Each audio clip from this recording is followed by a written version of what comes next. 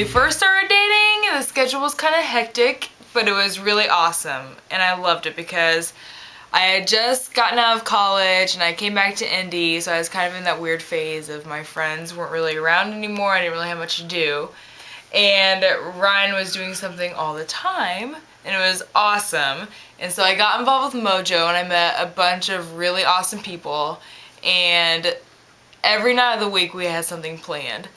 So when I first met Stephanie, I didn't have the normal life that most people had. I was working for Indie Mojo. Ow! Indie Mojo! Mojo was an amazing time. I mean, honestly, there's probably at least one night a week that I would not sleep, and I would go out and party a lot. But, you know, it was funny, like, once Stephanie started going out, we always had a blast. So some of the things that Ryan would be doing that seemed kind of odd would be a lot of the promotion stuff that had to do with Mojo, like sidewalk chalk at 4 in the morning in Broad Ripple, or hanging up banners from telephone poles while I was on his shoulders really early in the morning. Things like that were crazy, but really fun, and I did them because I really liked Ryan, and somehow that gave me the energy to do those things because I would always work in the morning.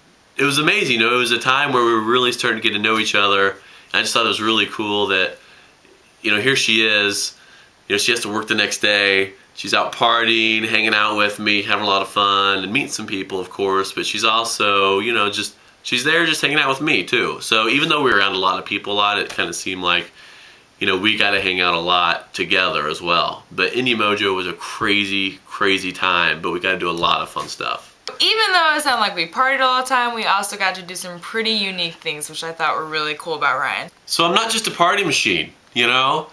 I got a brain up here. And I think it was kind of nice to show Stephanie that I did do other things besides just party. You know, when she first met me, we went to concerts and we met people and we did all this other crazy fun stuff, like with Mojo and all that other stuff going on.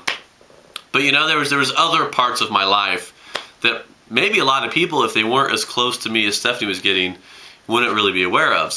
Like, he was nominated for one of Indy's Best and Brightest, and I really enjoyed going and meeting his family and his old bosses at that event. IndieMojo.com.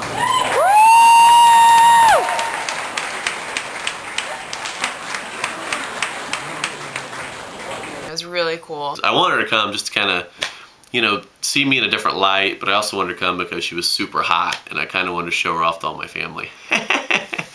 So, anyways. Seriously, she looked great. Look at the pictures, come on. We coached Special Olympics together, which I thoroughly enjoyed. Money!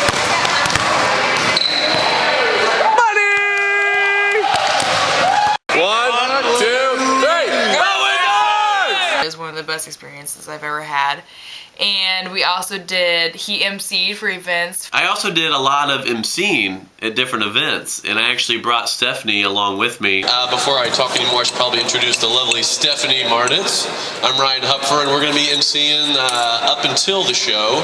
We just had so much fun doing that, and it just felt so good to have, you know, somebody to not only come along with me, but also, you know, participate in what I was doing and have fun the entire time. And it was great going to all these things knowing that Stephanie could pretty much socialize with anybody. It was just really neat. I loved going to these events, and I just felt so cool to be a part of it, even though I usually didn't do anything. I was just with Ryan, but I loved it anyways, and I got to meet some really awesome people.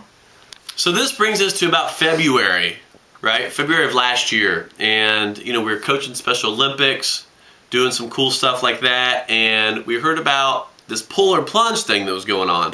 As you can see, it's pretty chilly out. We are, here, we'll turn over here so you can see the lake behind us. Oh, no.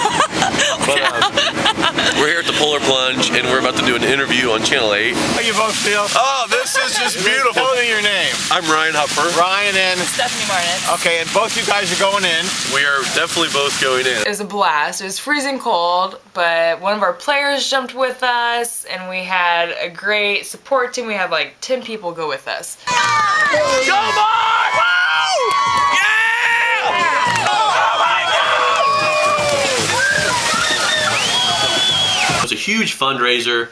Tons of people come out. It's literally freezing. How was it, Stephanie? It was awesome! It was awesome! It was was the first year I'd ever done it, so I didn't really know what to expect. I knew it'd be cold, not quite as cold as it turned out to be.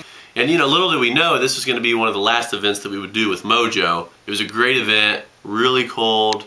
I think Stephanie had a lot of fun. You know, we all froze our asses off, basically. But it was for a good cause. We had a great time. So we had a great video of that, and this is when we started doing our blog. And Ryan had the idea for us to do a blog together. HupandSteph.com. And basically what it did was it proclaimed our love to the masses on the internet. We had a theme song, which is great. Totally out of nowhere, and it turned out to be awesome. Well, there is Hup, there is Steph. Put them both together and you get HupandSteph! Following the month of February, we started looking into moving out to Palo Alto. It was about the time when we were going to move out to California. We would be actually moving out there for real, which was an incredibly exciting time of our lives.